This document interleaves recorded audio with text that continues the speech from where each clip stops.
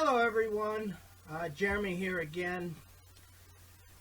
I feel compelled to make another video on the topic of mass shootings. I made one a while ago back when we had the mass shooting in Vegas, and as most of you know, we just recently had a couple more mass shootings. And I don't know what it is. It seems like every time there's a mass shooting, everybody goes crazy. And I mean everyone, including President Trump, who I normally support Trump. But the stuff he came up with in his speech about the shootings was just ridiculous, misguided garbage. And totally disappointed with him. Completely disappointed with him. But the reason I want to make this video is I want to clear up some things that are driving me nuts, because I am absolutely at my wits' end listening to all these people come up with things, all these different reasons and excuses. Oh, Trump's a racist, this and that. So the first thing I want to do is I want to take and look at some of these excuses or reasonings people have come up with for why these things are happening. And then I want to give you my take on why I think these shootings are really happening and what we really can do to fix and solve this issue. Now, we got, people blaming Trump. That's just expected. We're in a election cycle. Anything and everything that they can blame on Trump, they're going to. So anytime anything bad happens, the media and the left and the Democrats are all going to pounce on it and figure out every which way they can to blame Trump. But this predates Trump. Mass shootings have happened well before Trump. They happened under Obama. They happened under Bush. They've happened before that. This isn't a Trump issue. Another thing I'm hearing a lot about is that this is a white male issue. Now, granted, I'm a white male, so I'm probably going to have a skewed perception on this. But here's the reality. People keep saying, almost all mass shootings are done by white men. Okay, the men part is correct. Almost all mass shootings are done by males. That's a fact, that's a reality. And that's just a natural consequence that men are more aggressive. Biologically, men are more aggressive. This is why there's more men in prison. This is why men commit more suicide than women. This is why men take on jobs that require a lot more risk-taking. All of these things stem from an aggressive point of view, or an aggressive mindset, I should say. So we know that men commit mass shootings. So we can just skip over that. But the idea that it is a white male problem is horribly misguided. Horribly misguided. And all you have to do is look at one simple thing to realize how misguided it is. The reality is 64% of mass shootings in the United States were done by white males. Now, yes, that is the majority. So when someone says the majority of mass shootings are done by white men, that is a truthful statement, but it's misleading. It makes you think that the problem is with white men. But here's the thing you got to remember.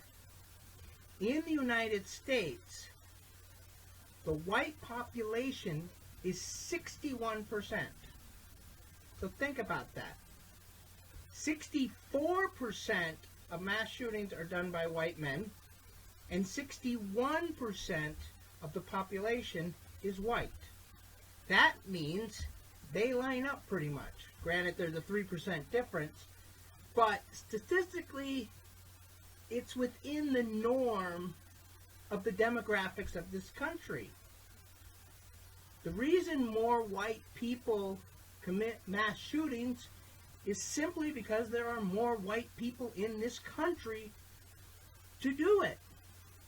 So it's not a race issue. This is not a race issue.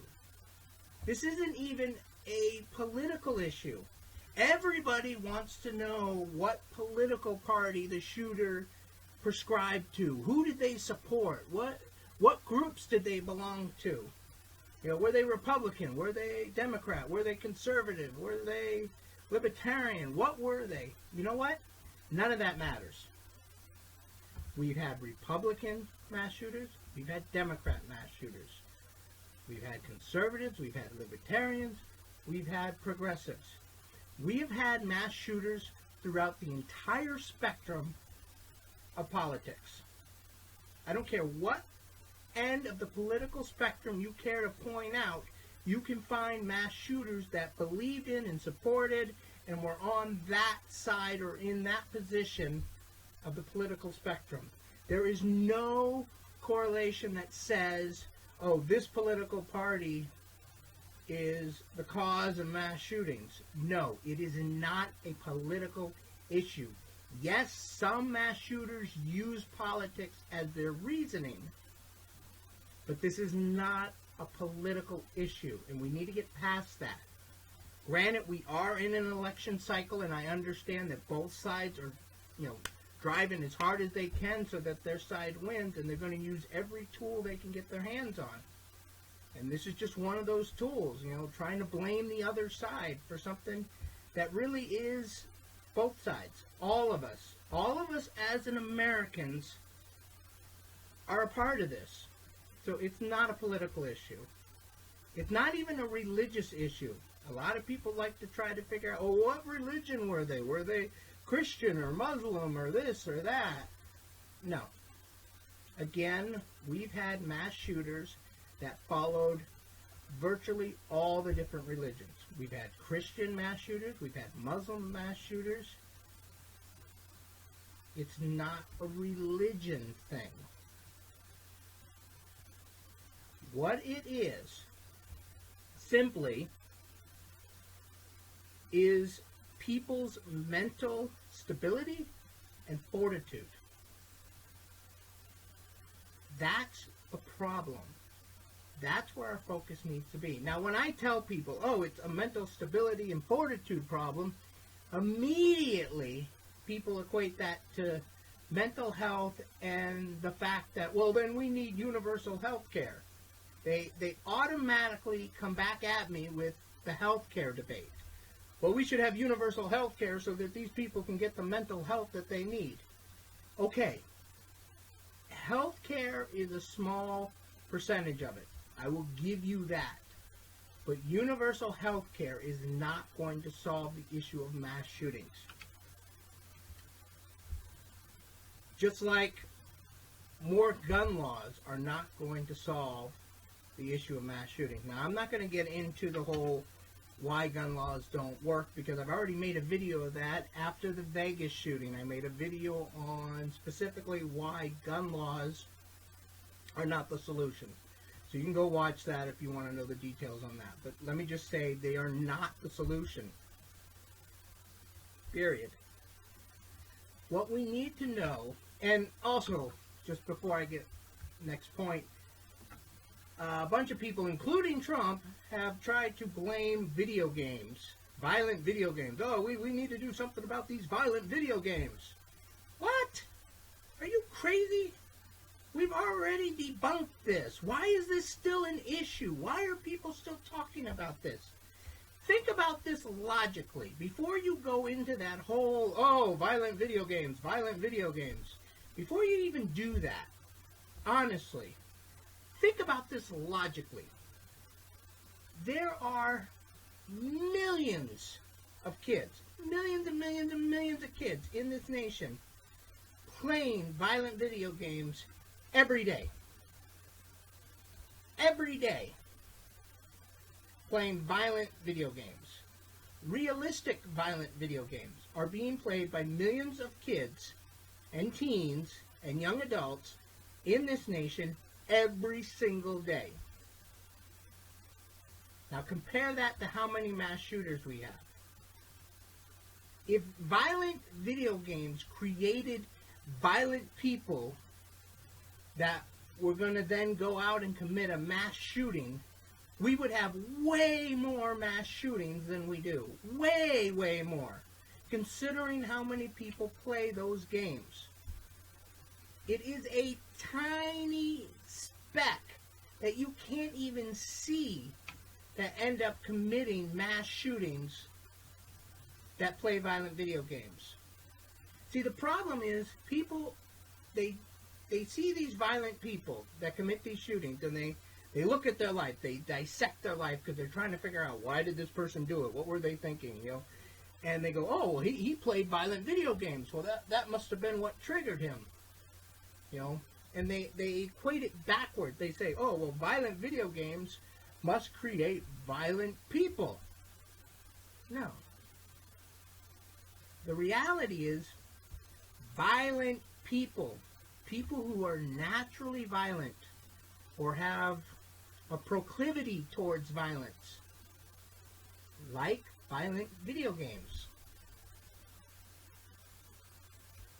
Violent people like to engage in activities that stimulates their violent nature, and violent video games do that. But there are millions and millions and millions of people who are mentally normal that play those games and get excitement out of them too. And they're never going to go commit violence. They're never going to go shoot someone. They're never going to go and perform a mass shooting and kill multiple people. It's not the video games. If it was the video games, we would have an epidemic on our hands of mass shootings. Absolute epidemic. Multiples per day, if that was really the reality that these games were causing this. The reality is violent people gravitate towards the games because they like violence. But millions of normal people enjoy the games and are not affected by it. So please, just stop with the violent video games. It's intellectually weak for an argument. Now, what I mean when I say mental fortitude and mental stability, like I said, a lot of people think, oh, well, that's mental health, and we need to get these people psychiatrists or therapists or whatever. Yeah, okay, that's part of it. Small part of it. What I'm mainly talking about, and this is what the foundation of this video is really about, is the fact that what we have is a problem with our culture. And again, when I say that, people are like, oh yeah, we have a gun culture. You know, the NRA's evil and blah, blah, blah, blah, and we need to get rid of the Second Amendment and this and that. No. No, that's not what I'm talking about. I'm not talking about our gun culture. Because again, we have hundreds of millions of Americans who own guns and do nothing violent with them. If guns created violence, or owning guns triggered people to perform violence, again, we would have an epidemic on our hands. We would have shootings all the time. And granted, there are shootings often.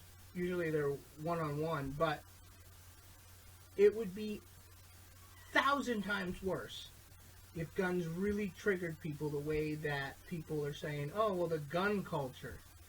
It's not the gun culture. Our gun culture used to be way more prominent 30, 40 years ago. We used to have kids bring guns to school, rifles, and have rifle shooting classes in school. We've got people with guns in their vehicle in the parking lot because they were going to go hunting after class. Our gun culture was way more extreme back then, but there was less mass shooting. So you can't say it's the gun culture. You cannot say it's the gun culture. Again, we had children going to school learning how to shoot guns in school, bringing their rifles to school. And there were less school shootings back then than there are today. These kids had all kinds of opportunities. If they wanted to shoot up the school, no one would have questioned them bringing a gun into school. No one. Because it was a normal thing. These kids had way more opportunity to perform a mass shooting in a school, if they wanted to, than they do today. And yet, if you look at the numbers, it didn't happen. I mean, it did happen, but not at the rate we're looking at today. So you can't say it's the gun culture. Again, that's not a logical argument. It doesn't pass the sniff test. So, what's the problem? The problem is, for a couple generations now, 2 or 3 generations now, we have failed as adults to prepare our kids for reality. And this has been going on for a few decades now. And it's starting to catch up to us. What we have been doing for the last few decades is starting to catch up to us. And we see evidence of it all around us. What am I talking about? Well, we have everyone gets a trophy. That was a mild thing. But that's kind of where it started. Well, we don't want kids to feel bad. So let's give them all a trophy. You know, that sounded good on the surface. I have 2 kids. I don't ever want them to feel bad. You know, it hurts me when my son or daughter is in a competition and they don't get a trophy because they didn't do good enough. I mean, that hurts. And it hurts them. They're sad and they're disappointed. I get it. I get why parents would want to go the route of everyone gets a trophy. Because it is painful. It is painful for me. It's painful for my kids. It's just painful to watch. But by doing that, we failed to teach these kids how to deal with pain and disappointment and losing. Think about it.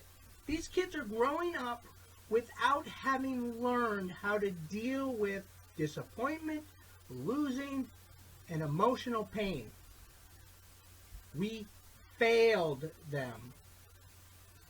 And on top of that, the next step is we started teaching everyone that they're a victim. This whole victim mentality crap that's been going on for the last 30 plus years. Everyone's a victim, right? Everyone's a victim. We pounded this into these kids' heads. You're a victim. You're a victim. You're a victim. Society is evil and it's coming after you. So we don't teach them how to deal with the chaos of reality. They don't have any idea how to deal with pain or disappointment or rejection or any of these things. We've shielded them. Excuse me. We've shielded them. We taught them that they're a victim. We taught them things like words are violence. This is a fun one. If words are violence, then that person, if someone believes that words are violence, then they can justify retaliating with violence for almost anything. If someone says something bad to me that offends me, I have the right to attack them because words are violence, and I can retaliate with violence, right? That's what we're teaching these kids. If you're teaching a child that words are violence, and someone says something to them that they don't like, in their mind they're thinking, oh, well, he did violence against me, I have every right to do violence against him. Well, what kind of violence are they going to do back? More words? Well, there's no guarantee of that. Absolutely no guarantee that what they're going to retaliate is what they got with his words. If someone says something bad to a child that thinks words are violence, they can turn around and shoot him. Well, I have every right to shoot him because he said something bad to me, and that's violence. So I get to put violence back on that person. This is what we're teaching our children. Think about it. Words are violence. We have created multiple generations of people whose minds are so weak they cannot deal with reality. That is what the problem is. We have created multiple generations that have grown up with a mentality so weak that they need safe spaces in colleges. Okay? We have college kids, young adults, supposedly, who need safe spaces because their minds are so fragile and so easily broken that they need safe spaces. They need trigger warnings on books and music and articles online because they can't possibly expose themselves to something that might shatter their fragile mental ego. Okay, and not everyone in each generation, you know, the millennials and Generation Y, X, Z, or whatever they are, I'm not saying all of them are this way. But when you teach these things to an entire generation, multiple generations, some of them are going to become so mentally weak they cannot deal with reality. Because here's a fun fact. Here's a fun fact for you. Reality is full of chaos. It's full of people doing things that they probably shouldn't do. It's full of people saying mean things. It's full of people taking advantage of you. It's full of all kinds of craziness. Yet the reality we have taught these kids that they should be prepared for is this utopia fantasy where everyone's equal and everyone gets along and no one does anything bad.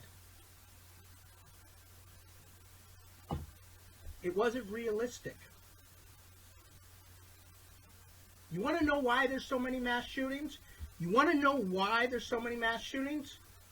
Because we failed to bring up kids with mental fortitude.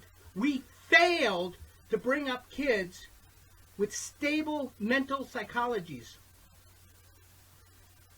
And when you do that, some of them, when they become triggered, when some of them hear something bad or something bad happens to them, some of them are going to snap because they don't know how to handle those things in life.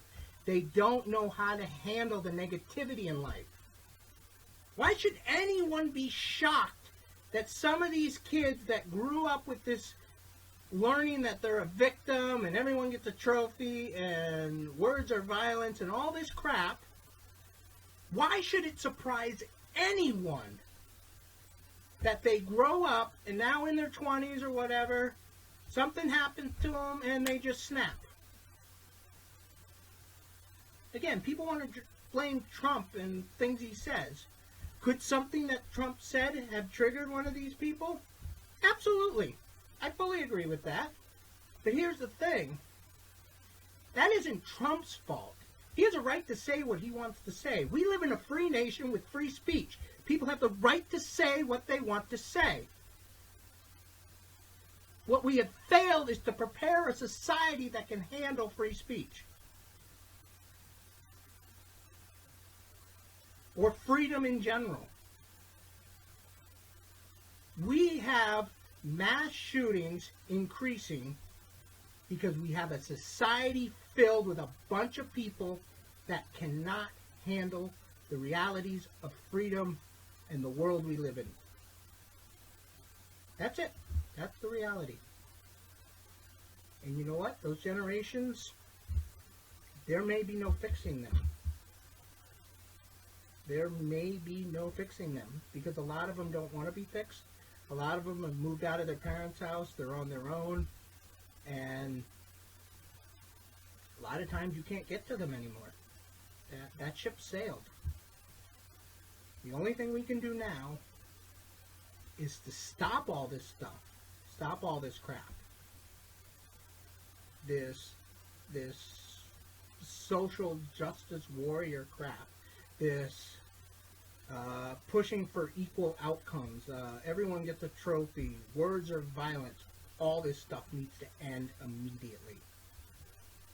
And the youngest generation, we need to teach them how to be mentally strong so that they can deal with the negativities in life, the chaos, the disappointment, all of that stuff. Teach them how to handle that, and you will raise a generation that doesn't need to engage in mass shootings. And you will eventually, over time, it's going to take time, over time you will see a decline in these types of shootings. Because people won't have to resort to that. Well, that's the end of the video. Normally I like to do these videos in one take without any editing, but as you can see there was a little jump there. My kids interrupted me right near the end of the video, but I pretty much have said what I wanted to say. So again, my name's Jeremy Jordan, and I just needed to get this off my chest. Hope you enjoyed the video. If you liked it, share it. If not, don't share it. Don't really care. I did this more for myself, just as my channel says, thinking out loud. Have a great day.